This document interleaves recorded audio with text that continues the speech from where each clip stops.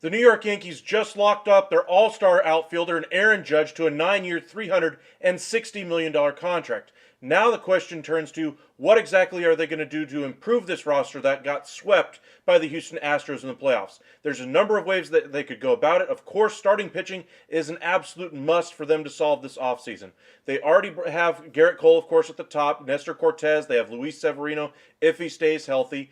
They brought in Frankie Montas at the trade deadline, but that didn't exactly work out the way they had hoped. They traded away Jordan Montgomery, who had significantly more success in the half season he was with the St. Louis Cardinals than he had at any point with the New York Yankees. So all eyes turn to that starting rotation. Right now, they're most heavily pursuing Carlos Rodon at the top of the rotation. He'd be a great number 2 behind Garrett Cole. He is said to be looking for a 7-year contract. That seems to be what's holding up things on the market right now. That also has the New York Yankees pausing and wondering, hey, is this the right guy for us? They also have their attention turned towards Carlos Correa. Both Buster Olney and Michael Kay say that they are talking something really big that is not starting pitching related, not Carlos Rodon related, and it seems to be that Carlos Correa could be heading to New York.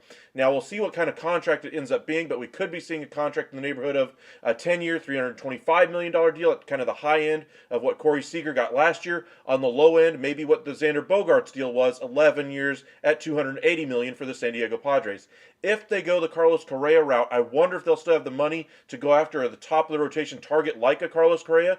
If they don't, or excuse me, a Carlos Rodon, if they don't have that money available, they could then look towards back of the rotation options. There's quite a few of them out there. Michael Wacha could be brought in, Wade Miley, Drew Smiley. None of these are really going to move the needle for them. They could also look towards the trade market. They've been connected very frequently to the Pablo Lopez trade possibilities out of the Miami Marlins. The Blue Jays have had interest in the past. They are still looking for a number 5 starter. The Dodgers have had significant interest in the past, as have the San Francisco Giants, which they were the team competing for Aaron Judge, and they haven't really done anything this offseason, so maybe they try to beat out the Yankees for him, but they're going to have stiff competition for Pablo Lopez. Point is, if they spend their money on Carlos Correa, a position that they're trying to save money at by having Volpe play there, maybe a Peraza or a Cabrera at some point, and instead of going cheap, they spend the money on Carlos Correa, I wonder if they'll have the money available to be able to solve those starting rotation issues that they have. Now, of course, the Houston Astros have had their number for a number of years now.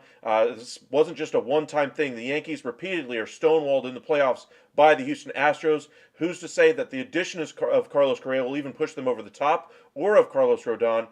That's a very tough hill to climb. They did lose Justin Verlander. However, the Astros are going to be just as good as they ever have been. They brought in Jose Abreu and are still looking to bring in a left fielder. We'll see who they end up bringing in, but the Houston Astros should still be a force. The Yankees, though, still have to solve those issues, and I wonder if they put their money in Carlos Correa, if that's ultimately the right decision. Let us know in the comments section what you guys think. Should they go after Carlos Correa or Carlos Rodon, or do they scrap it and go after the trade market and just say, hey, we'll bring in, a top-of-the-rotation guy like a Corbin Burns from the Brewers. They have 3 all-star level players that are going to be free agents after the 2024 season. I find it very hard to believe that they're going to retain all 3 of those on high-level contracts, especially when they're spending $26+ million a year on Christian Yelich for poor production. Now, he's not exactly the worst outfielder in the league, don't get me wrong, but he's not worth that level of money at this point.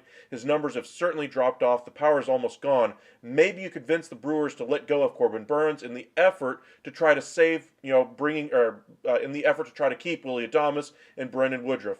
Maybe the Yankees go that route and trade a Volpe if they bring in a Carlos Correa. That would be a good way of improving that rotation, solving their shortstop problem long term. But again, a lot of question marks right now for the Yankees. Their starting rotation, they have to solve that. If I'm the Yankees, myself, I solve that starting rotation today. I say, Carlos Rodon, you want a 7-year deal? Okay, but we'll do that at a lower average annual value. That way, for our CBT tax purposes, it doesn't hurt us so bad.